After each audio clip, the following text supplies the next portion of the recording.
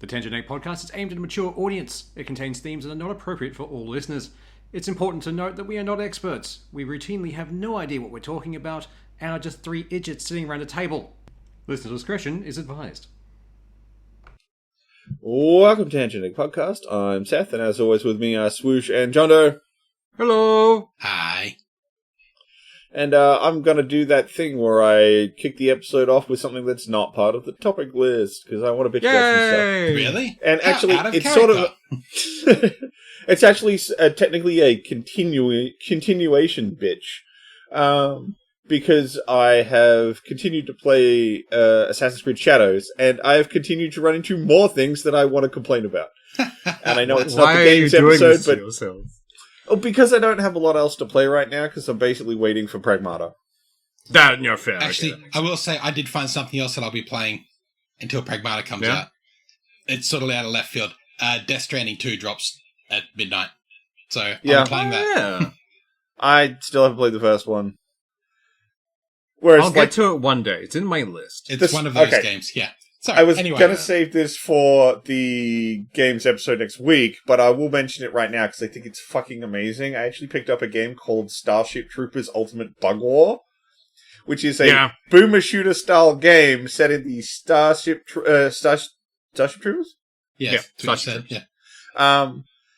They got the guy who played Rico in the first movie back to do the whole game is set as an in-universe propaganda piece. Yeah. So in between the levels, you get sequences of live-action actors talking about the bug war and how this game is a simulation that children get to play so they can understand what the war is about. I mean, that sold me on it. Add the fact it's also like 20% off, so it's like $30. I'm like, yeah, cool. $30 for a pretty decent looking... It looks like early Halo's graphics. And there is a demo on Steam, so anyone who wants to try it, there's a demo. Yeah.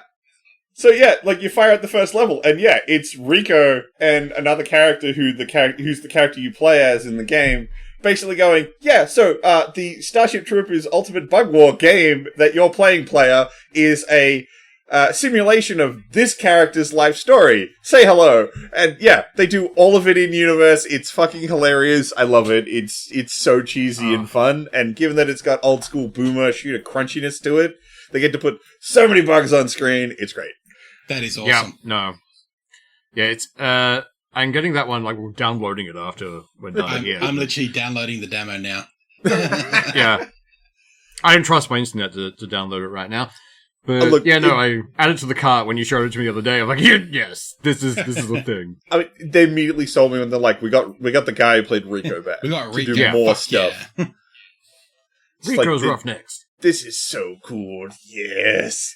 It plays pretty well. You get a lot of bugs on screen. Like, the missions add new bugs every mission. So, by about halfway through the game, a battlefield is chaotic as fuck. Awesome. It's really fun. I'm playing that on the side, though. I'm sort of keeping that one as sort of like my tasty game where I'm like, I really want to play something I'm going to have a lot of fun with. Oh, I want to watch some TV on the second screen. Assassin's Creed's enough. Yeah, that's fair. But, Ultimate Bug War is, main screen content. If I'm playing that, I'm not watching TV. What's really funny is, Ubisoft spent a lot of time and money on Assassin's Creed, and they did. I'm going to watch something else while I'm playing this. Yeah. Oh, hey, I'm going to watch the new episode of John Oliver. Yeah, I'll just put Assassin's Creed on in the background while they watch. Well, the problem is, I swear, a lot of their games are being made to be second monitor things. They feel this is just to keep your attention for a little bit. So, getting back to my original point. I want to bitch about Shadows some more. So, I mentioned last time we were talking about this, that they split up the entire backstory of the main character into these meditation points you can find around the game world. Yeah. So, I finished all of the ones that do her backstory. If you do a meditation point after that, it just doesn't do anything. No. That you complete the meditation sequence and then she just throws out a random quip and then it's done. There's no flashbacks, there's nothing else. Once they're out of flashbacks, they just don't do anything. So they have more meditation points and flashbacks. Why? the default should be we have X amount of these things. We should have the same number. Because they can't risk people missing one. Then why put them in the meditation points? Why not just have me, I don't know, run through the story in order? That's the dumb thing. But because they're there, they can't risk people missing them. That's why there's more of them than there are fucking meditations. So, I completed the whole sequence. So when you first have the game switch you over to Naue, it plays this cutscene of Obunuganaga and Yasuke coming to attack Iga. Yeah. When you play through the last sequence of her memories, it plays that cutscene again. Really? So it's clear that this was supposed to lead up to that cutscene. Why? I don't know. It's so asinine and backwards. This is so strange. Someone had an arts degree. It's like, I want to be fancy. Like, no, don't do it. This is not the medium for that. Go make a movie or something. I don't know. It seems like all the people who did artsy stuff decided to go and work on the new season of Invincible. But yeah, it's super stupid. I've been getting a lot of very OP gear very early in the game. Now, I will admit I'm a bit of a completionist, but I haven't left the first zone. And I have some really busted gear. And it's very cheap to keep it leveled up. If you just casually loot and then break down all the loot you're not using, you will have enough resources to keep all of your gear level matched. It's not even difficult.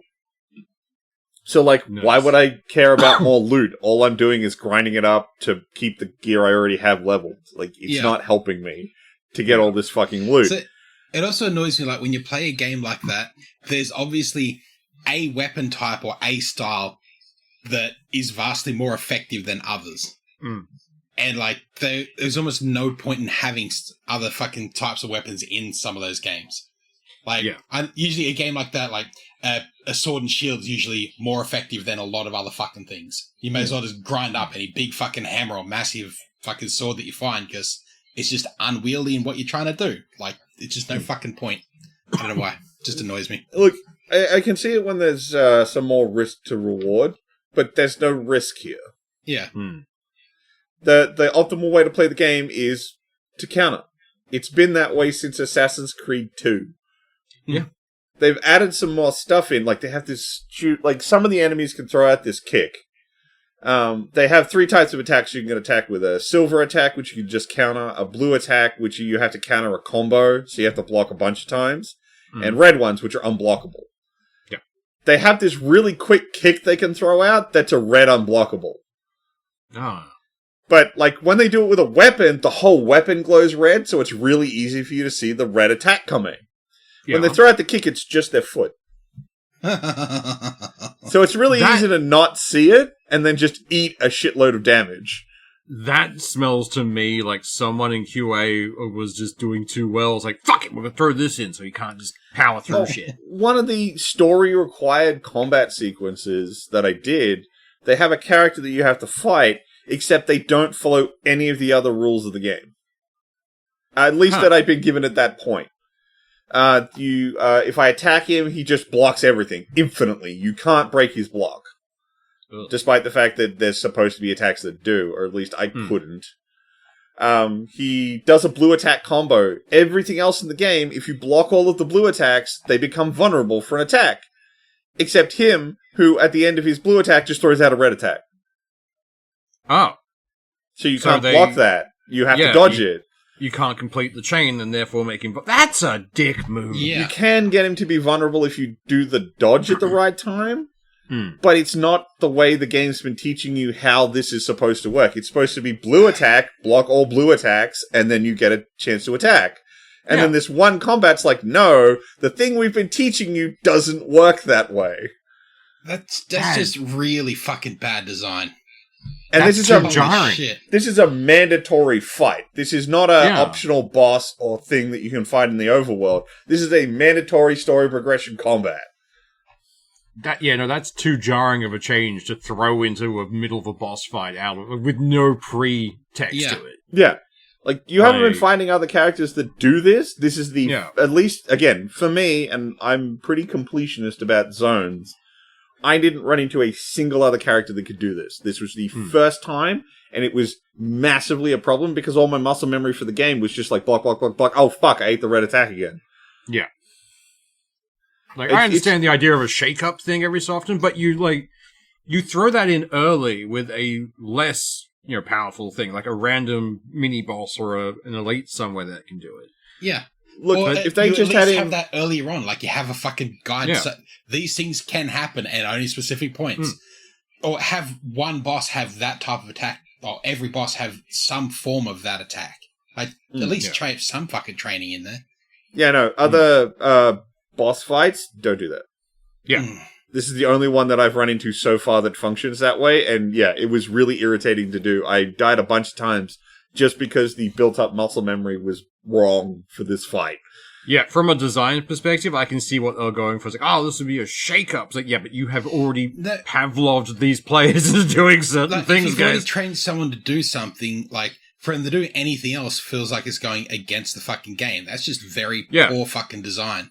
It feels like they had a separate person design that bad guy, or it was someone, like, the weapon set was shoehorned in later. Oh, God, what was the game that did that, but at a bigger scale?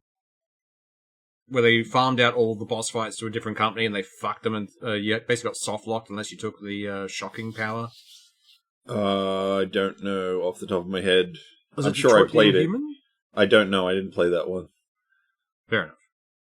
And It'll that come was, to me, like, halfway. that was a narrative game, not a boss fight game. Yeah. The other thing I wanted to complain about is the game has all these, like, points where you get to make decisions for the character, except they don't matter. At all. I hate the like, false choice one. No, I don't mean, like the little, this person will remember and it doesn't matter. I mean, literally, it does not matter. It just changes what you say and nothing else. Yeah. So, like, there was a sequence where I'd attacked a castle, and I'd been very, like, gun-ho because one of the guys I've got to kill is in there, so I played Nawe as, like, really, like, let's go fucking kill this guy. We finished it, we've killed the dude, the battle's over, all the soldiers have surrendered. And one of the other characters is like, okay, now we kill all the soldiers, right? And I'm like, no, they've surrendered, the fight's over. Oh, yeah. The whole thing was about killing that guy. You can choose to have Nawe be super aggressive. If you want to. I didn't because it didn't seem like they've surrendered. Like, the fight's over. Yeah. Yeah, you're There's playing no- a role-playing game, and therefore you're playing a role, so... Yeah. So I was like, Nawe's super gun-ho to kill the guy because he killed her master. I get why she's super hardcore on him. But these are just some guys. Yeah. We can take them as prisoners, do whatever. We don't have to murder them all right now. So I had Nawe say, don't kill him. Let him. We'll show them mercy. They wouldn't have shown us, but that's the point. At which point the guys in the cutscene just kill him. Oh, neat. So, like, why did you give me this choice? It didn't matter. It doesn't do anything. It's so you can feel better about it. It Now- feels very about as deep as the choices in fucking Star Wars Outlaws. Yeah. Yeah. Yeah. Shock horror. And the thing is, though, they have what they call, when you start the game, a thing called canon mode, where they get rid of all of these options, and they just let you play the game, and all the cutscenes will just play out however the original story writers wanted the characters to act. So it just turns off the prompt. Yeah, pretty much.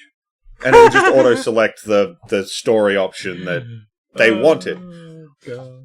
You can't turn that on mid-game. Oh. You have to select it at the start when you first make your save file, or you can't turn it on later. You also can't turn it That's off. silly. So you can't... Basically, it's a binary choice at the start. You can't change it at any point. You don't know how effective these decision-makings are going to be, so you might want to leave it off. And then you discover they don't do anything, so you're like, well, fuck it, let's just get rid of them. But you can't turn it on then. You have to make an entire new save file. Yeah, you have to start completely again if you want to turn that on.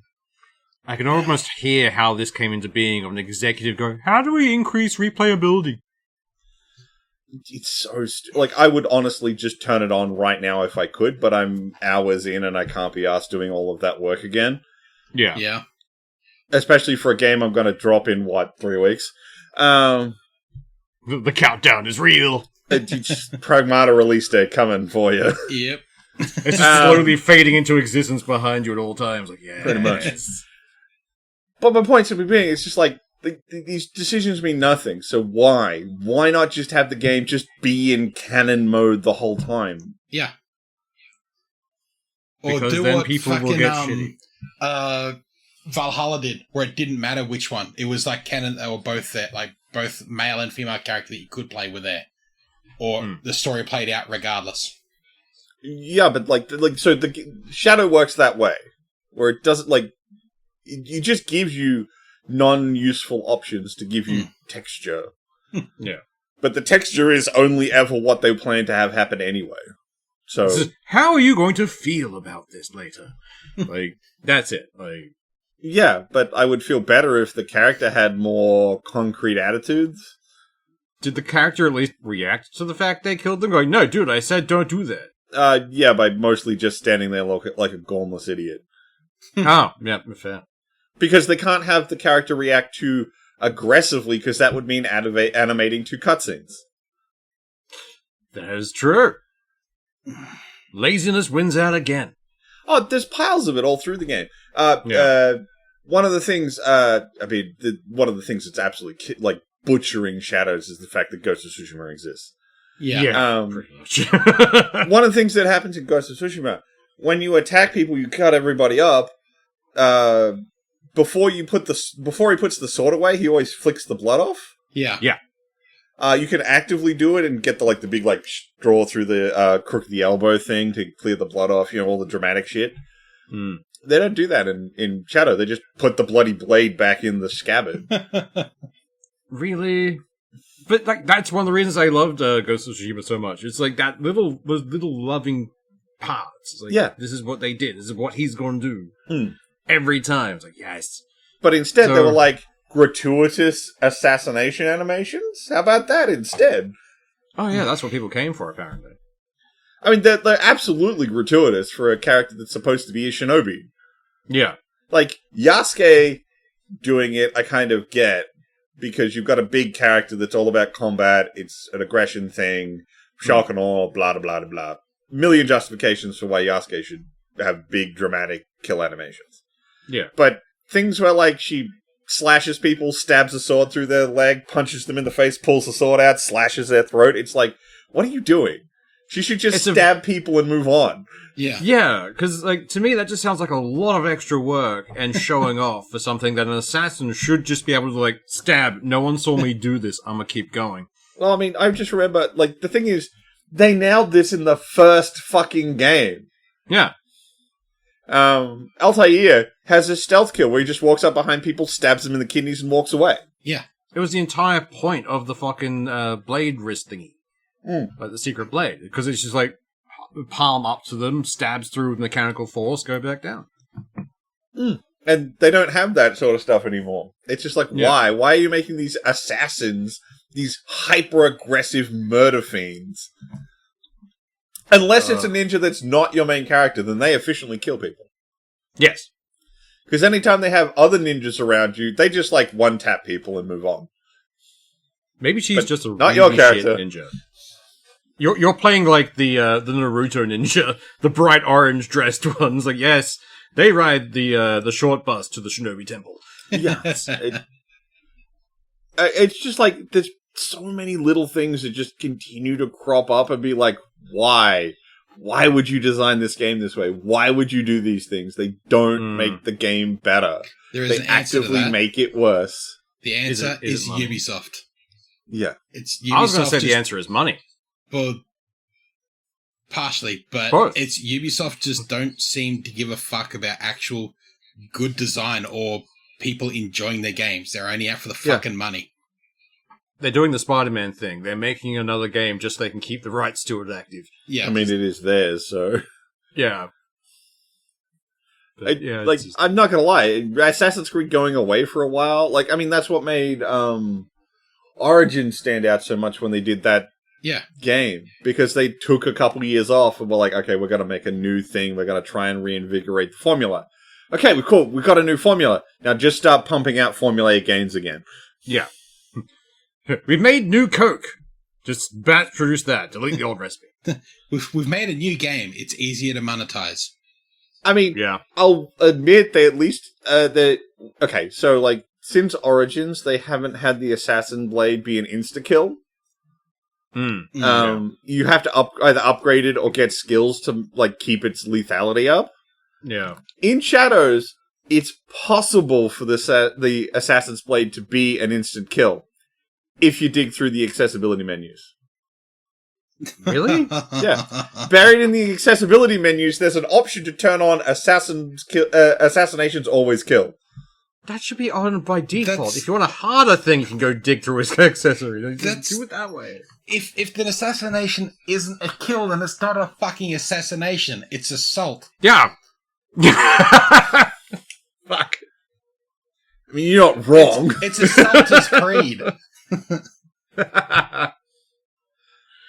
But yeah, so like he's in there. You can turn it on if you want the Assassin's Blade to feel like it did in the old games, you know, when it was good. Like when it was actually Assassin's Creed.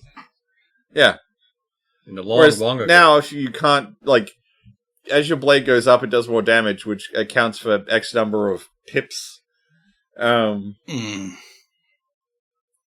So and you can get gear that's like does more pips of damage when you I think it's blocks, I think they call them, because all the health bars are broken up into sections.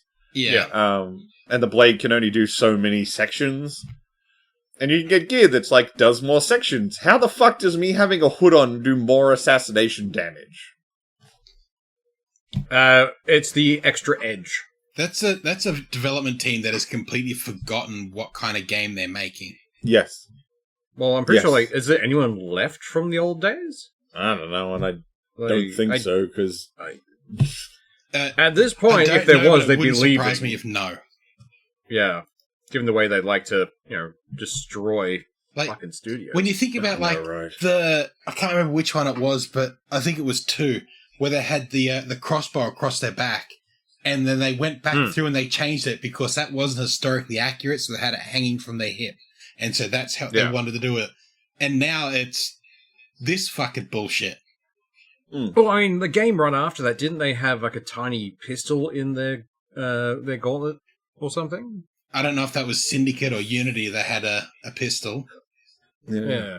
I think it might have been Syndicate, because that was the British Gang Wars. Yeah. That's right. Because, like, I remember that being the point. It's like, all right, cool, we're suspending disbelief. I can get by this. But, yeah. Like, they don't care about historical accuracy. It's just, which is fair. It's a fucking escapism game. Let me go play an assassin, man. Yeah.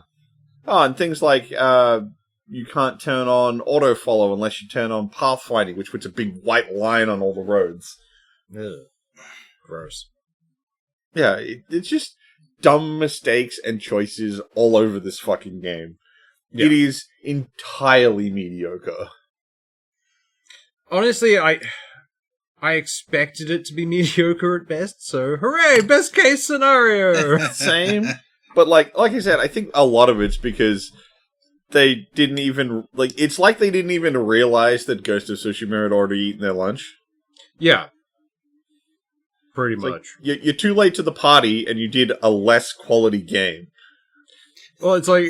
This is the Timu's fucking ghost. This is Timu's Yeah. sushi ghost. This is, we have ghosts at home. But I don't know what they were thinking with this. It just seems very strange. Look, I think the only people who at this point should buy this game, if you've got a pile of money that you just don't want, sure, You fine, really hate money. do whatever you fucking want. I'd say give it to us, but if that's what you want to do with your piles of money, do it. Or people who are looking at doing game design, so you can understand what not to do. Yeah. Yeah. Absolutely. Just starts, like, using this as a teacher's aid. Like, yeah, you guys have to play through this game. Okay, like, now, what did we learn? I want a report. It feels like I want 20 things selected that you feel were not done well, and like a report of why you think they're not done well. That would actually fucking teach people, like, oh, here's how you recognize something that doesn't work within a game. This is why it doesn't work. Yeah, but I'm pretty Theoretically, sure we they were could, taught that, but we had a prick of a teacher, so... I'm pretty sure we could get like 40 things for that list in the first like couple hours. Oh, yeah. It's like the new Terminator Salvation. Yeah. Yeah. Good times. Right, so, shall we get on to how the world is burning alive today? Sure. What flavor of fire is it? Well, the first one is, of course, because of the ongoing war in Iran. Actually, is it Iran? I keep hearing it said different ways. At this Which is point, really I'm just going to keep irritating. saying Iran and just blaming it on both being white and Australian. So I have that weird twang to my accent. So Well, That's fair. if I'm doing it now, it's Iran. But if it was in the past, Iran.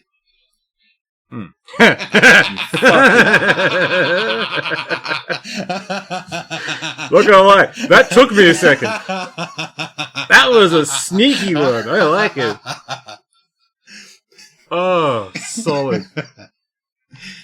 You're welcome. So due to the continuing war and the ongoing fuel increases, it's starting to infect other things. Of course, Yeah. the current modelling from the Treasury in Australia says that the inflation is going to continue to go up. We're going to see higher interest rates. Prices of food and the whatnot are going to start going up due to logistics stuff. There's talks about potentially doing some kind of rationing for fuel. Yeah. Well, A number with of that, overseas companies. New Zealand's already bringing in restricting vehicle use to only attend employment. They're already starting There's a to bring few that in. places. Yeah. I think it's Thailand is doing every Wednesday is now a public holiday. Yeah, I was about to say that there's a couple of countries that have. I think you're right. It is Thailand that's doing that. There's I some can of live them with that that. have. Fuck yeah. I'd love it. It'd be fucking great. There's a few of them that have started doing. Like you can only fuel up on certain days. Yeah. Increased work from homes coming back in some countries to try and combat the fuel shortage. Was it? I think it's Korea where they're saying, "Hey guys, just start wearing like less formal attire to work, so Yeah. you can save on aircon." It's like fun. Yeah. The only thing I've heard of unfortunately, our government really hasn't said anything about what they want to do to try and ease the problem. Well, they're I have heard saying a that lot of- there's not a fuel shortage. We're still getting plenty of delivery. It's demand that's gone up. Yeah. Yeah. Well, because everyone's fucking scared we're going to start going into a fuel shortage. Though And I'm it doesn't surprised it's help- not toilet paper this time. Yeah, it's a nice Well, change. it's because everyone's still got their fucking dragon's sword Stash. from COVID. Yeah. Fuck. All these people who bought like 2 lifetimes worth of toilet paper are like, ha, I'm good. Every time you'd see him doing it, though, it's just like, are you planning on shitting yourself every 3 seconds for the next 2 weeks? What's Well, I happening? mean, these are the same kind of people who are like, I've got so many beans in cans. Yeah. Yeah, So they very much might have. they may do. There are some people that I didn't hoard toilet paper. Meanwhile, they have a storeroom of just toilet paper. Yeah. Actually, the only good thing to come out of all that is I have a newfound love for couscous because it was the only thing available that was anything like rice at the time. Yeah. That shit's tasty. Fucking love me some couscous. All those old world grains are pretty good. Mm. The big thing I've been seeing, which is, I mean, the fact that it's coming from one nation should probably tell you that it's not particularly reliable information. Like, they've been jumping up and down about how the government's not had any fucking plan, and they think they should start doing fuel rationing so that only on certain days your number plate number will denote whether you can buy fuel. No. Bad. Because we know they won't stick to that. If it's Pauline Hanson in charge, we'll be like, yes, it's the number plate of your skin color. She will turn it to something horrible within seconds, just by her presence being there. Yeah, it's like standing there and going, this information from Sauron is apparently useful to us. No, just because he's the Dark Lord, he has a good opinion, yeah? From reliable point, sources that hobbits are bad people. They're here to ruin the world. There are certain people who have a specific stink on them where they should never be allowed to give a good idea. if they have a good idea, it should be like, all right, you tell that to someone else, and then they tell the rest of the world. Because you're a fuckwit. We can't believe anything you say. It might be correct, but we're not taking that fucking chance. I mean, honestly, Give it to someone with a brain. I'm quite frankly just disappointed that One Nation even has traction again. I thought we'd fucking killed them off ages ago. They only survive in times of uncertainty and when people are scared. Yeah, when they can do the racism thing. Yeah. Where they thrive when ignorance is everywhere. Yeah. So, you have all these uncertainty about grocery prices, except Aldi's decided to come out with pointing out that they're going to keep 2/3 of their products under $5. Fuck yes, Aldi. I vote we replace Coles and Woolies with them from now on. Yeah. Well, hopefully that means that just... Aldi's market share will increase and Coles and Woolies will have to try and fucking match. So we make a deal with Aldi, like just take control of government somehow, but just contact them and go, hey, if we give you all the previously existing Coles and Woolworths places, we'll just, exile them from Australia and you fill the spots, yeah? Sound good? Let's do that. Aldi takes over Coles, IGA just gets to take over all the Woolies. Yeah, done. We got New Foodlands duopoly. here. Start again fresh. I'd replace everyone with Foodlands here. Well, I don't have a Foodland, so... You should. You should get Foodlands. Everybody should have a Foodlands. We got Food Mart. They're not bad. Food Mart's pretty good. Despite having the most generic name ever. Welcome to Food Mart. What do you want? Actually, you know what? Fuck it. I don't want to talk about the world. I'd rather talk about other more interesting things. Or at least things that I think are more interesting. Because I've been driving the truck a lot for work, I've actually had to essentially discover the best fucking petrol stations to stop for food. Nice. Ooh, I like this topic. Yes. I'm hearing tier lists. Look, this is just Queensland. Specifically Brisbane. I can't speak for where Jondoe lives, but then you get $2 hot dogs at your fucking food station. OTRs. So. Go a Moe's. I'm still fucking pissed at that. God damn. Because I guarantee you, I wouldn't be eating any other gas station food. I would just be going to Moe's every fucking time. I could go to Moe's. But, so, your BP and Shell are your most fucking generic. They never have anything that special. They're very inconsistent if they do have anything halfway decent. You just want a basic sandwich or a shitty fucking sausage roll. They're everywhere and they're fine. But there's nothing special about roll, go to there. If you go to Ampol, whose attached facilities are Foodery, they're okay. They have some, the thing about Fooderies is they're often attached to something else, but you never know what you're going to get.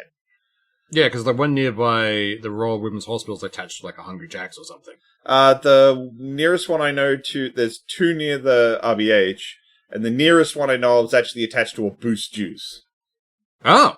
I'm thinking of a different one. That's the one in Windsor, near where you used to live. Ah, yeah. That one's attached to a Boost Juice, but there's one over in Tingalpa that's attached to a pie shop. Oh. Ooh. So, you never know what you're going to... If you pull into an Ampol, it might just be a Foodery, or it might be a Foodery with a random extra that you never know what you're going to fucking get. I'm on board. So they're a bit of a wild card as far as gas station food goes. Mum always said life was like a service station. You never know what you're going to get. My generally preferred one to hit if I'm driving the truck is a 7-Eleven. Because they have such a wide selection of things. You can get a really good variety of stuff. They've got good sandwiches. They've got some slightly better than generic gas station sandwiches. They actually have a really good salami, Swiss cheese, and pesto sandwich that's on a focaccia type bread. Nice. Yeah, 7-Eleven really upped their game sandwich-wise a few years ago. Yeah. The big one for me, though, is they've started selling onigiri. Oh, nice. Because, when you're driving a truck, it's really handy to just be just hawk a fucking rice ball and be yep, there we go. Yeah. It's not going to get everywhere in the truck. They're great. I absolutely love just grabbing a couple of onigiri as I go through the 7-Eleven. But the one that I actually like the most, and there's not very many of them, and they are the absolute pinnacle of a wild card, is this fuel station called United. Oh, we've got seen plenty that United name down here. somewhere. Like, There's yeah. Mhm. We've got there's not very Uniteds and many of them, Liberties. Yeah. but they have hands down the best hot food. Nice. Now, it's not super like high end or something. It's not like super bakery stuff, but for gas station hot food, it is easily the best. The problem is because they're so small, you don't always get all of the good hot food in them. But they have things like, we're Australians. We've all had traveller pies before. Oh, yeah. How about a traveller traveller. pie where all the tomato sauce is already inside the pie? Ooh. Yep. Pre-sauce South pie. Australian staple. Yeah. If you ask for sauce on a pie here, they don't squirt on the top. They don't give you a packet. They get the pie thing and they go jam, like they put like 4 squirts on the inside, then hand it to you. Yeah. God damn. But United sells their traveller pies like that. They've Yeah, also got nice. a cheese one that actually has the cheese sauce all the way through the fucking pie. Fuck yeah. Oh, Um, yes. United has the best food, but there's not many of them, and because they're so small, it's super inconsistent whether you're going to get what you actually want. But it's all good. Nice. Nice. So yeah, they're the petrol stations I stop at for work when I need lunch, and I need something quick because I don't get to stop. No, that's fair. Like, although on the quick topic of 7-Eleven, because they're selling the onigiris now, they already had them as a thing at 7-Elevens in Japan. So I don't know why the 7-Eleven Corporation doesn't just, like, have a little section on each one. Like, alright, cool, we're going to send you some random shit from a random They do. country. Just, do they? Oh, it's been a while. There's a whole section where you can get Japanese cream buns and stuff now. Oh, fuck, I haven't been to a 7-Eleven in a while. Yeah, no, I think I need to go back. 7-Eleven's really upped their food game. Nice. Nice. I might go for a wander later. Even normal 7-Elevens are like that now too. Oops, go. But yeah, like if you want to try and get something that you might actually like at a gas station, hit a 7-Eleven for fuck's sake. Yeah. Stop going to fucking BP and fucking Shell if you want food. They're super generic and you'll never get anything particularly interesting from one of them.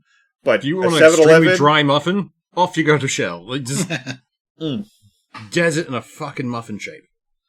and I mean, I go to Ampol's a fair bit too, but yeah, 7-Eleven's one I got a choice. Nice. Right, there we go. There's your food rant for the fucking video. And we had swear to get to it out God there. we are not a food podcast. We haven't made the transition yet.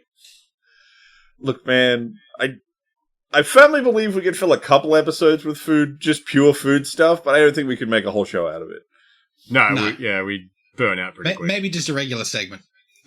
Or we just boil down into really weird niche things. Just something that's like a 4-part epic of us fighting over which biscuit is the perfect biscuit. Don't even start, because we will go. Yeah, that's a good point, actually. It's Monte Carlo's, fuck off. Solid Actually, choice, if I was want saying it. my real answer, it'd be Anzac biscuits. They're the perfect mix of yeah. crunchy and soft. And they cover everything. Any yeah. other answer is fucking un-Australian. Exactly. Got to honour the tradition and the connection with our New Zealand friends. I mean, they're just you almost can't fuck up making them. Mm. They're delicious. Even the store-bought ones are good. Yeah. Yeah. There's so very few things that you can make easily that are still good when a store makes them. And Anzac biscuits are one of the only ones. They are Of all the good things dope to come wherever out, you get them from. Of all the good things to come out of the Anzac pack, the Anzac biscuit was definitely number one. Oh, yeah. So we solidified a major agreement between countries by making a new fucking cookie. Delicious. Like, absolutely top tier. I have actually watched a few videos of, like, Americans trying Anzac biscuits for the first times. Yeah. And they're just like, what the fuck? This is so good. Yeah, we fucking know. That's why we don't give them to you, because they're fucking us. Yeah, we'll give you Tim Tams, but you can't have the Anzacs. Those Like, pickies are ours, damn Or it. even if you were like, step it up that little bit and turn it into more of a substantial dessert, just dollop ice cream in between two. Yeah. Just bam. Ah, yeah. Oh, 100%. Make yourself an actual ice cream sandwich. See, that's how you know they're the best cookie, because you Yeah. can do stuff with them. Versatile. Like, you can do anything Yes. with it. Yeah. And because they're a sweet one, because they're made with Molasses. Yeah. So you can make it with molasses. I've seen them made with honey as well. They've usually got some kind of thick, sweet binder. Yeah. Some kind of sugary goo. They'll go with like anything you want to do to make them kind of desserty. Yeah. But then you can shift toward more of a molasses and make them come out a little more on the savory side without really changing anything about what you're doing to make them. They're incredibly versatile in how you make them want to taste, and what you want to do with them afterwards. They're easily the best biscuit. So it's decided if we ever end up creating our own business, like every person ever ends up doing with podcasts, it's like we're gonna make a thing. We're just gonna make Anzac biscuits. Just sell those. Anzac biscuit merch. Fuck yeah. Somehow we get a gamer's subscription things like, what flavor do you want? Anzac biscuits. You have to somehow make the drink taste crunchy and soft at the same time. Look, man, they did one for apple pie, and I hate it because it tastes too much like apple pie. Yeah, no, like, if anyone could pull it off, I reckon they could. So, The fuck were we talking about? we started talking about food. That happened. Yeah. Nullifies all previous topics. Well, we got onto Aldi and how like they were doing a good thing with food, and then it turned into gas station food, and then Anzac biscuits. So there's a through line. Food topic for us is essentially like playing a clear the board card in Magic the Gathering. It's just everything off, done. We have opinions about biscuits. We're telling you them. Look, biscuits are a big deal. Okay, They They are. are a very big They're an deal. important part of society, and without them, But society would fall apart.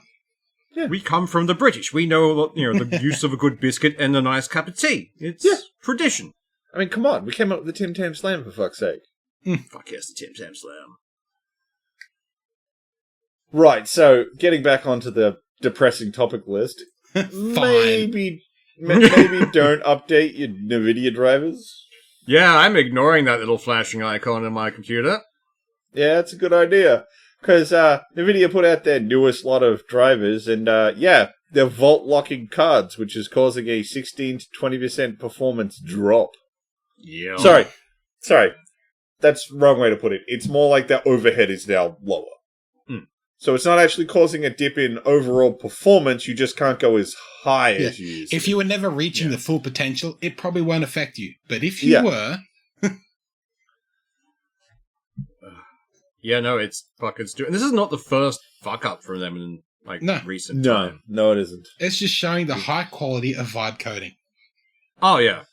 The vibes are all good over there. They haven't confirmed that it's vibe coded. No, because they don't fucking want to. No, why would you? Look, after the bullshit Amazon did, it's like... Although, continuing on the NVIDIA hate, they just put out their latest demo for DLSS 5, and nobody likes it. No. For good reason. It's fucking weird.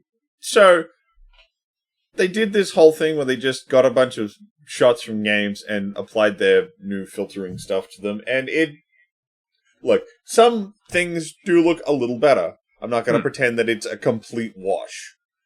But a lot of it doesn't. Yeah. And a lot of it ruins the art style. Was it the Resident Evil one that kind of removed all of the fog and everything in the background and displayed the entire ambience? Because the opening bit of Resident Evil Requiem is Grace walking down this foggy, rainy street in, I think it's New York. Yeah. Undisclosed American city. And when they apply the filter, all of it goes away. Yeah. It's like, wow, that's not really helping, guys. Now, they have stated that it's not actually a whole frame thing that it's doing. It's supposed to be doing it to each. You can select which polygons can have this technology applied to it. Yeah. Which they didn't do for this fucking demo. No. So it's not even a good demo. So if it doesn't work this way, why did you show it off this way? That's dumb. It's very stupid. And it took, 2 high-powered graphics cards to even do this? 5090s. So 2 of the highest powered cards currently to get that. Yeah. Yeah. Despite the fact that the consumer level is currently still the 30 series. Yeah. And is unlikely to change anytime soon. Yeah. At this point, this just feels like a thing of we needed to justify the shit ton of money we spent on AI. Yeah. This. Oh, 100%. Now, if NVIDIA was, I don't know, putting graphics cards out, maybe you could play that game. But you're the fucking company that's dicking everyone. Yeah. Yeah. Look at this thing that we've invested in that you can't afford or ever use. Isn't it fun? Why? Because Why'd they you need price us out technology. of your market? Because they need the tech to look really good so that the hype machine keeps going so they can get to the future where everything's in the cloud and then it doesn't matter. Yeah. Yeah. God, I want that bubble to burst Or soon. they're just trying to make it look good for investor support. That's it. Yeah. Yeah. And investors probably think it looks good, unlike Yeah. the gamers who don't. Yeah. I mean, I'm not going to be using it because I have an AMD card and can't use DLSS. I turn it off when any chance I get. It never really enhances anything I found. Well, I mean, low-end DLSS can definitely help your frame rate, but this shit... I mean, the fact that they're like, okay, we want this AI upscaling to happen specifically on certain polygons, so you're gonna have the graphics card render an entire scene, do whatever other upscaling it needs to, and then selectively collect a set of polygons that it's then going to continue to do further AI fuckery to. Yeah. That just sounds like a performance nightmare instead of something that's supposed to help. But that's also going to require a solid upload-download if it's going to do the AI processing over a cloud. Or like, where's that processing going to happen? No. Is that going to happen on your graphics card? In that scenario, with online stuff, they would do it all on their end and just stream final product. Yeah. The technology they're talking about here, if you were using it, would happen with your graphics card. Which would then explode. And probably weep. Probably. But then, that was what happened when they first released the fucking RTX Lighting. Yeah. They just shit this technology out way before it could even do anything without hardware support. And the fact that, again, NVIDIA's the one dicking everyone. Yeah. Yeah, it's like no one's going to use this fucking tech. Why? It's not going to help anyone. If it weren't for the fact the AI bubble had just, recently ruined graphics cards even further, I'd be trying to replace my NVIDIA. Graphics, RAM, hard drives, the list is growing. Yeah. Cases soon. Somehow they'll find a use for it and they'll be used. Probably. They'll find a way. So, in some what seems to be good news, Microsoft seems to be very quietly pulling back on some of its Copilot stuff. Oh no! I wish they would. I wish they would just loudly cancel it.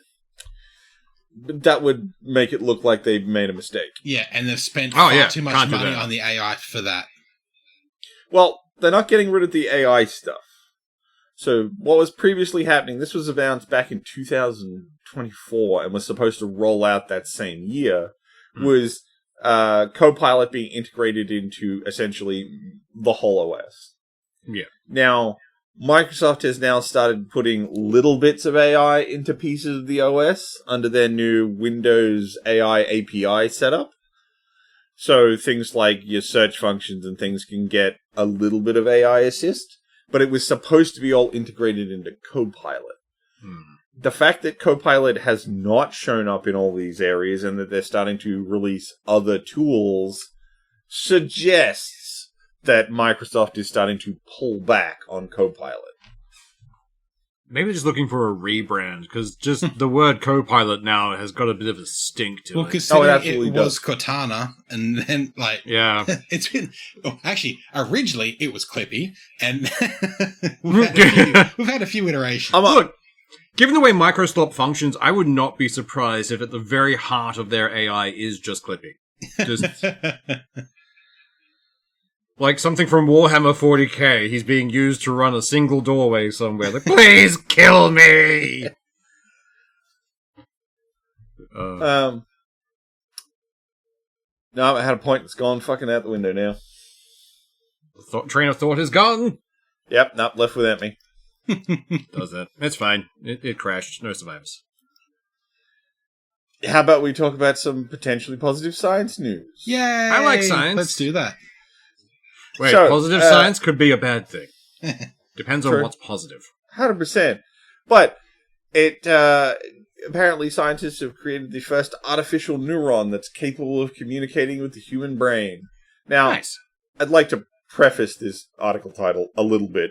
They haven't really got it to communicate, like it's not telling anyone anything, but it is responding to and from signals. Yeah. That signal still seems to be garbage as far as we can tell, but they've got it running on the same voltage and in the system. We've got it attached to the network, but they're speaking a different language. And pretty much. You know, That they're is cool, Apple web fucking Windows. It who is knows? like a step in the cyberpunk future. Yeah. No, I'm okay with that. This is the stepping stone to getting proper machine bio interfacing going. Yeah. We could have augments. Finally, we can stop living in a dystopia and make it into a bubblegum dystopia. Look, I'm not saying slapping neon and everything is going to fix the issue, but fuck, it'll be fun. Look, man, if I've got to live through the apocalypse, I've said it before, at least let me have a robot arm. Yeah. Although, given that technology, we would turn to... We'd be like crime lords within seconds. Just, we've done! I have put rockets into it. Why? Felt like fun. Yeah.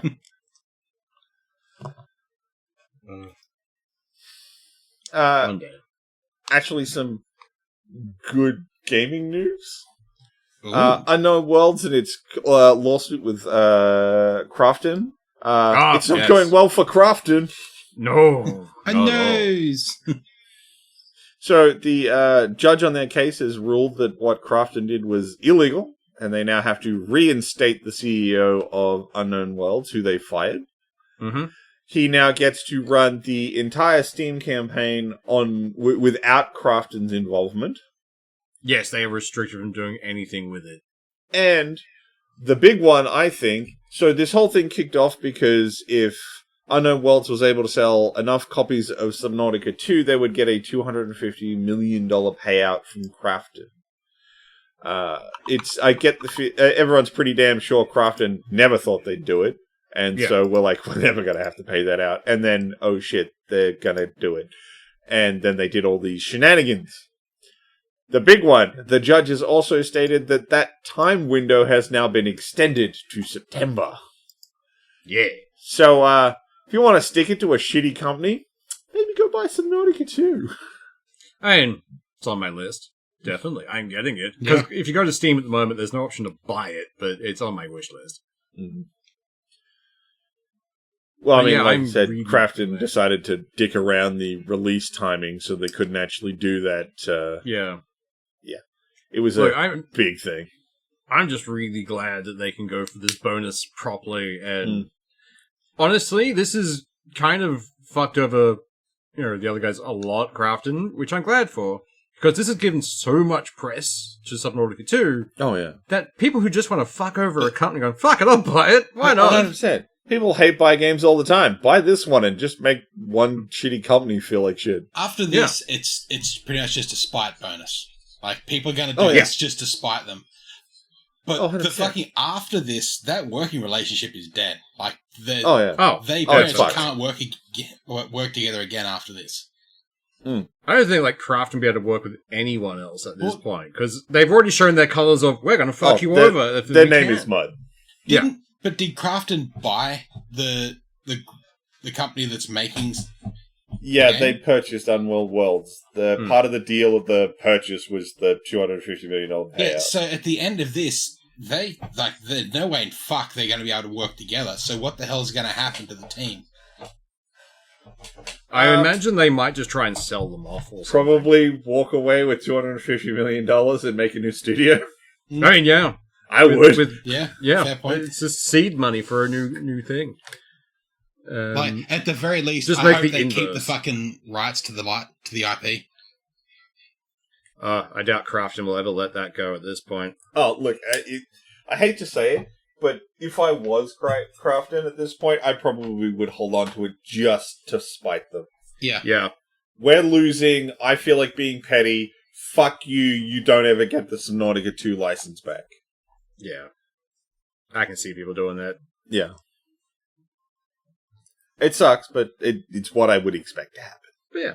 It's like potential good news. We'll see how everything goes, and I'm just waiting for Crafton to try and make another play against it. Like, they're going to do something to try and weasel out of paying the money, but don't know what they're going to try next. Right, so I'm going to hit these last 3 topics, but they're kind of depressing. So while we're doing it, if you guys can think of something positive to talk about so we don't have to end on this crap, that'd be awesome. I already blew my load with fucking tier listing the gas stations, so it's on you guys for the positive last thing we talk about. So, Pete Hegseth has had a fucking meltdown. He really fucking has, and it's hilarious. See, I find this pretty positive. Like, the whole fucking base is crumbling. It's funny, but I just don't want to talk about US stuff, though. That's fair enough. I'm kind of burnt on them. Yeah, it's just sort of like, it's kind of, at this point, I feel like we're just sort of like pointing and laughing at a dead horse. It feels like we're laughing or we're punching down at this point. But at least like, I the feel dead bad. horse is wearing a funny hat. Yes, that is true. No, it's not Cloud Imperium Games. Just get a quick, swift last one back into Starfield.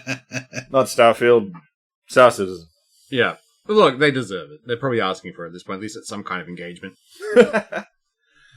So, yeah, he basically had a giant meltdown, essentially accusing the press of being too critical of their stuff and not being willing to just say that they were doing a good job and that their bombings were really good. Guys, lick the boot harder! I don't know. I feel like this is trying to give a succulent gobby to toes at this point. Pretty much. Like, well, that's what he wants. They're saying that, like, no one's supporting the troops. No one's supporting, like, people are supporting the troops as individuals. It's the activity they've been sent to fucking do that there's no support for. Like, it's the regime they don't like. Yeah. I hope the absolute best for the individual fucking soldier. I really wish you weren't fucking there, and I hope you get out of there fucking as soon as possible. But you shouldn't fucking be there in the first place because you got fuckwits pushing you there. That's what we don't support. Absolutely. Although they're just going to try and roll out robot soldiers soon, so we'll see how long it takes them to try and just build a robot army. They're just speed running a Terminator Future. That's all they're doing. Yeah. They are. They really are.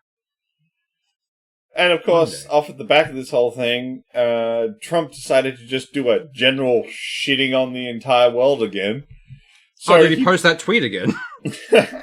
So he did this big thing where he asked like all the nations to come help him secure the Strait of Hormuz.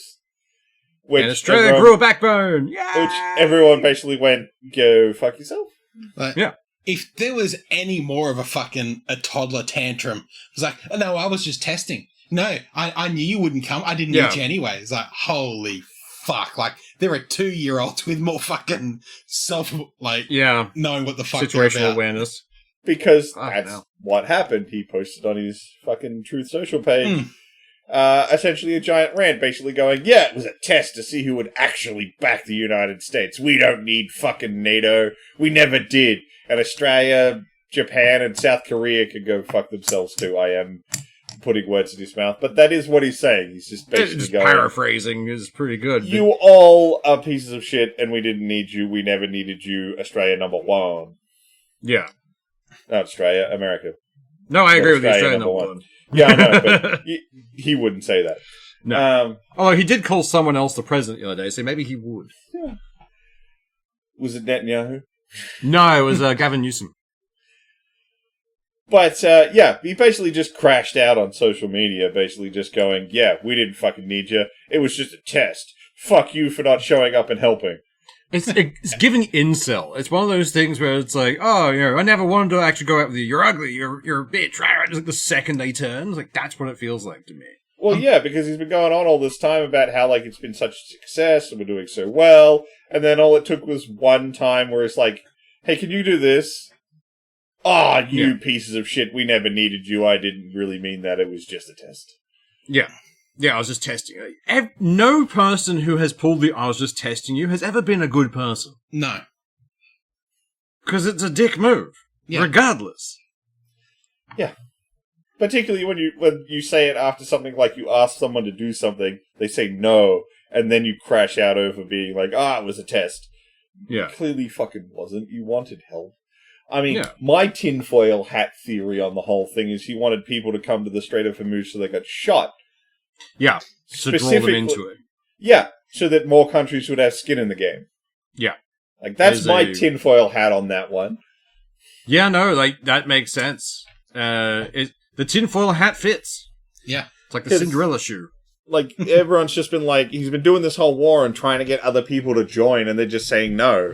So, yeah, my entire belief is this whole thing was if they'd shown up, he would have let them get shot.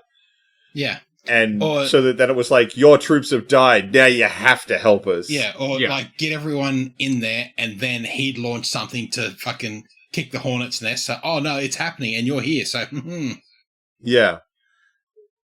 I firmly believe the whole thing was just to get other countries' skin in the game, and that's it. Yeah. I'm pretty sure, like, Jondoe said it best the other week, where it was like, Trump is just that fuckwit in a zombie movie who's been bitten and tells no one. Yeah. Like, just puts everyone else in danger for his own benefit. I mean, it's not even benefiting him right now, as far as I'm aware, but then I don't know what fucking billionaire backdoor shit he's got fucking rolling. Yeah. Oh no, the second if he managed to force other countries into, joining in and actually getting people injured or hurt, it would then become, these people started their war. Yeah. It wasn't America. We came in at the last minute to help you all. It's their reason that it isn't de-escalating. Like, yeah. Everyone else came and made it worse. We were doing just fine without you. You weren't. There's no way. Like, you can't win against the narcissist. So it's like, yeah, cool. Yeah. Just ignore them. Right, so, now you remember that bit where a few minutes ago I said, come up with a positive topic. Here's your time slot. Yeah, it's Seth here. Yeah, we're not doing that joke. Moving on. You're both locked up for me, so I have no idea what you just said. That makes it even better, because now... Fuck! Now I already get to find out when I edit this thing! Editing Seth is going to be so angry. Yes, he is. I mean, on positive things, the new season of Invincible has started up, so I'm keen for that. Yeah, I've watched the first 3 episodes. It's pretty good. Yeah, that's been pretty... Actually, what was the movie I watched recently? Where'd it go? The Good Neighbor was fucking... It's weird. Like, these two kids decided, we're gonna trick our creepy neighbor into thinking he's being haunted. And goes from there. And it's just, these kids are fucking horrible. I hate them. But I watched that movie and rather enjoyed their comeuppance. So... Nice. I mean, the Pits continued to be good, but, like, did anyone think it wasn't? Exactly. Like, it keeps going well. Things I'm squeamish with medical stuff, so... Getting into that series was really hard, considering the first thing they had was a degloving, and it's like, ha! Yeah, that. Was it? Yeah. First thing off the rack is a degloving, because it's a Subway thing. Look, it's been a while since I watched the first season. I rewatched it because, like, the second season was coming through, and I'm like, I remember this one. The second season has a partial degloving. Yeah. Although the whole concept of a degloving just makes me feel, like, icky. Yeah. That was the thing that almost broke me in the first episode. Like, I'm going through this. I've been told it's good, and then it got really better. Oh, it's so fucking good. They just had to hammer home medical drama. Like, I get it now. No, that's the thing. I think it's a medical drama where they excised the drama bit. Yeah. Because, to me, drama is the... the shit where, like, House nearly kills someone to find out what's wrong with them. That's I injected the bleach. Why? But this show doesn't have that. It has big extreme situations, but it doesn't feel like it's there just for drama. It feels like something that might happen. Yeah. I mean, the fact that they've got there's at least one full-on registered nurse who's part of the crew. You actually see him in the back of many of the shots. He's one of the older orderlies. Yeah. He's actually a registered nurse to help him do this right. And stupid thing about that show that I think is kind of cool. All of the crew, when they're filming that show, have to wear scrubs. Oh, I like that. So that anytime they need someone to walk through a shot, they just do it. That's pretty cool. That is so good. It also cuts down on accidental camera guy. Yeah. Like, they're still going to keep, like, the guy holding the camera out of a shot, But if there just happens to be someone from the crew in the background of a shot, it doesn't matter. They just look like an orderly. Yeah. Yeah, it's like a guy walking around with a coffee or something. This is, oh, okay, it's just an orderly. It's fine. Oh, and, we need to make this room look busy. Just get some of the crew over there. It's like, Yeah. we need They're to all look busy. look Who's like not this. on break? Just get out. Get in. Don't look Apparently, at the camera. the stated goal for that show is they want to have, for as much of the year as possible, continually have people working. Yeah. Like, that's the stated goal of the production. So it doesn't matter if you're part of the on-screen guys, post-processing effects, writers team. They're trying to make sure everyone's working as much as possible through a whole year, instead of like, yep, we did everything in like 3 months. See you next year. Yeah. I like that. That's a good way of doing things. Keeps people gainfully employed. Yeah. Other than... That is producing a really good show, so. Yeah. The only other thing I've been like watching that's really good at the moment was Sentenced to Be a Hero is doing pretty well. I don't think I've seen that one. It's the one where people who they consider to have done a horrible crime are forced to become heroes and reincarnate and fight Oh, enemies. the anime one. Yeah. Yeah. That one's good. That's fun. I really enjoy it. Just that one guy who is clearly an isekai from like Japan because he's still wearing like the uniform, but he's died enough times that it's kind of like ruined his memory. He has no idea what he is anymore, so he just murders. It's like, see that thing over there? Kill it! And he just runs off. Yeah. I mean, like, if you haven't seen it, check out a show called Teacup. Yes, Teacup was pretty good.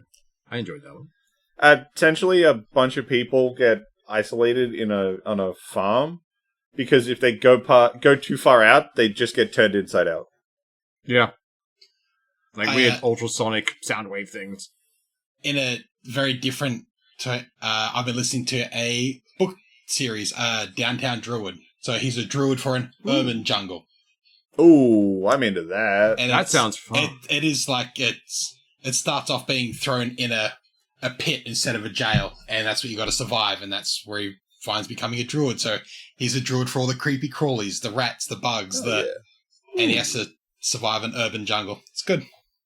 Although, I like speaking of this. books, because you guys kept talking about it, I decided to give Primal Hunter a go. Yeah. Hey, what do you reckon? Look, it's okay. For me, it's pretty fucking average, because the main character is such a Mary Sue, it's not funny. It Yeah, he does get a bit better. Look, Not much, but... it's a good book for while I'm driving the truck, because it Yeah. doesn't require a lot of attention. It's real popcorn. Oh, yeah. It's straight out popcorn. And it's perfectly fine. It's just the main character, like, this multilingual, university-educated, ace student who's got an amazing job, who was an Olympic-level archer, and he's super fit, and a super good dude. It's like, dude, you've got all of the fucking power before you even go into the fucking system world. And of course you choose an archer as your class, so all of your...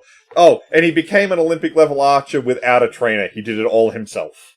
Yeah. Yeah, of course. It's just like, this dude is so Mary Sue before the thing even starts, and then they're like, now give him the super rare ancient bloodline that nobody has, that even Yes. the gods think is weird. Yes. And then just get like to make a OP god his character. friend. It's straight Yeah. out OP character from the get-go. I don't know. It's just Yeah. an OP character I like. It feels like D&D whenever I listen to it for me, because just like only in D&D do you normally have gods interacting with mortals the same way that he and Villy get along. But it feels like a D&D where someone has said, no, but I've brought in my homebrew character from another campaign that already has all this thing, and they can do this as well, and they have this, and Yeah. I don't know why Yeah. I It does. like it.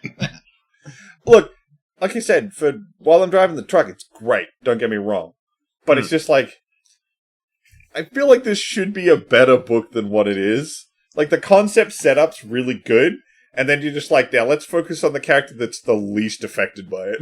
Look, I could see giving this book series to HBO, just make a fucking TV show, please. And I'd be quite there happy already with is it. a webtoon that apparently isn't bad of it.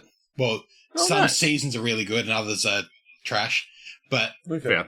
yeah, I don't know. The first book does have a lot of complaints. People are like, shit, I can't keep going after the first book. I first book held me enough to buy the second book. The second book felt a lot better to me. They figured out the writing style. They figured out what they're going to do with a lot of characters, and there's a lot of interplay between different things. I liked it. So I started the second book today. Yeah. And I will agree with you. The characterization's a lot better because they get a lot more into how the cosmology works. Yeah. Which then allows them to set up a lot more of, like, what was actually going on. And that does help a lot. That first book just seems to be an awful lot of proper nouns and nothing's really explained or what the fuck is happening. Yeah. The second book does do that a lot better. I will completely agree with you. And I mostly picked up the second book because you guys seem to keep saying the series was really good. So it's like, look, I'm going to trust the other two guys and I'm going to push a little more. We're not complete idiots, just mostly. Some parts are missing. And like I said, it's perfectly good popcorn fiction. It's just fucking main characters got plot armor 10 inches thick. Yeah, he definitely does. But if you've gotten to the second book, have you got to the point where William is removed? Yes. Yeah, fucking goes like a little bitch. Just no, great. that for me that made that massively unsatisfying because the character didn't get his comeuppance. He just gets taken off the map. But and I know he's coming back. Yeah. Because I'm aware of that because I've seen I've been past the scene where he does that. Yeah. I think I'm up to the bit where he's in the last of the 4 dungeons before the Forest King. Yeah. There is a much broader overarching story with that character. Yes. And which, when it starts to tie back into it, it does feel a little more satisfying. Like, okay, this is why this is happening like this way. But at the time, like, what? What the fuck? It was like a flash in the pan, now it's gone. Okay. What the Particularly because they spend a lot of time in the first book making you want to see the fight and see him die. They want to build it up, so it's like, this is going to be a big thing, and when it happens, there's such a big discrepancy between them that it's more of an impact, that has more of a greater impact on William than it does the main character. Yeah. And that's what ties back in. Yeah. Which is good. Like, I trust that it'll go somewhere. It was just at that moment when they did it, it was just such a, It's very confusing when it happens. Because I was like, no, that can't be all of it, right? The first time I listened to it. Because he doesn't use any cool skills or anything, he just stabs him and we're done. Yeah, just stabs and then beats his face for a while. Which is pretty fun, considering, like, the entire thing is William gearing himself up to think he's a god and getting humbled. But it pays off later. Yeah, but, like, they've already blood in the watered William too many times. Yeah. Yeah, they did. Like, he's had his face kicked in a couple times before you get to that scene. So it's like, the idea that he's the god king of this fucking tutorial thing they're in, you've already gotten rid of that. Yeah. Like, that's not what's happening with this character, at least right now. Yeah. Not saying it won't change in the future, but at this point in the story, we already know he's not that good. Yeah. So one more time showing me that he's not that good doesn't actually work the 4th time. Yeah, they start going through a bit more of it not long after where you are at the moment, I think. But yeah, essentially, the Archer is just a wild card that no one can account for because Billy's like, hide. Yeah. And just hides him from everything. It's fucking weird. Fun, though. Popcorn book's probably the best way of putting it. It's harder to describe much more, not really explain anything, but mention any more of it without spoiling other things that are later on. And I enjoyed it, so I don't want to ruin it, but it is good. No, look, I'm reading it. Like you said, I'm going to keep reading it. I'm not dropping it or anything. It was just a realization of what type of book I was reading. Yeah. And going, this isn't a grand story or anything. This is literally just, it's OP character doing OP stuff. It's a good filler series when you're between books. It's very readable. I'm not saying it's bad or anything. Although it does do the one thing that I hate with audiobooks and this style of book is the fucking stat sheet.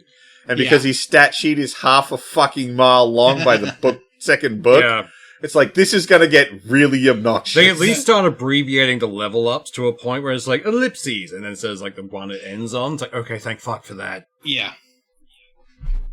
Good, because I was not super into those. I think the what book was it? There's one of them where that's a chapter. The stats are a chapter, and you can just skip that chapter and keep going. Oh, I loved that. It was great. I want to say it was Mimic and Me, but I can't remember. It was another one because I haven't read Mimic and Me, but I know that okay. I need to dig through my catalog to find the fucking thing. Same. I liked it when they made the stats sheet a chapter. Yeah, so you could just skip that fucker. And I mean, like, there's stuff that shows that Primal Hunter was definitely written as part of like a Royal Road type of thing, where there's some of the chapters end when it should.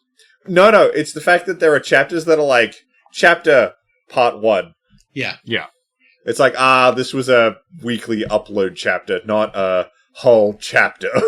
That keeps happening. He's interlude 1 of 2. It's like, oh, okay. He's still writing it. Like I'm on the Discord for it, and on that he goes, all right, for the Patreon people, there's another 5 pages, 3 pages, however many chapters, and now up on the Patreon, and that every fucking day that's going up. So he's writing constantly. Oh, I'm not talking shit about him, the amount he's writing. No. It's just that sort of thing makes it very clear that these were block uploads, not here's the chapter. Yeah. It's the only issue I had with the on the reread of the first book recently has been the fact that it ends in such a strange place. It does. It should have ended a bit before where it actually did, or a little bit after the exact spot where it's just like, and moving on. Well, the second book opens with the second book just opens with the lore dump. Like, all right, we're gonna explain a couple of things, guys. That's what you were saying. It's like the first book's a little. I wouldn't blame anyone for putting this down. Second book's like, okay, look, guys, there's a fucking story here, okay? Yeah. And then I'm at like book 13 or 14. So it's been good enough to hold me for a while. I'm going to keep going with it for a while. I'm not saying I'm putting it down anytime soon. It was just, like I said, it was an acknowledgement of understanding what I was reading. Yeah. And realizing, we've got an OP character who's a little hard to relate to, at least in book 1. Book 2, they're doing some solid work to kind of make him work. But in book 1, he's just a giant Mary Sue. And it's really not that engaging. Once he's out of the tutorial and starts interacting with people again, he's not as much of a Mary Sue. Oh, I'm looking forward to that. Like mostly because like he's so antisocial, talking to people is really bad for him.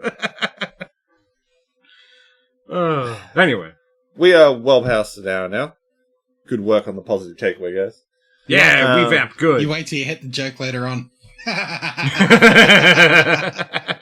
It's like a nice little landmine. That may get cut out of the episode, is all I'm saying. It probably won't, but I wouldn't be surprised if you've heard an editor note by now. Yeah. Fucking the editor is just you saying, be fucking like, cats. These pricks. Oh, they think they got jokes. I mean, I can see your faces. That's good. I'm still pretty proud of you also know where I ran, so I'm good with that. You're right. That's it. We're out. It's a strong Jondoe episode. Bye. Bye.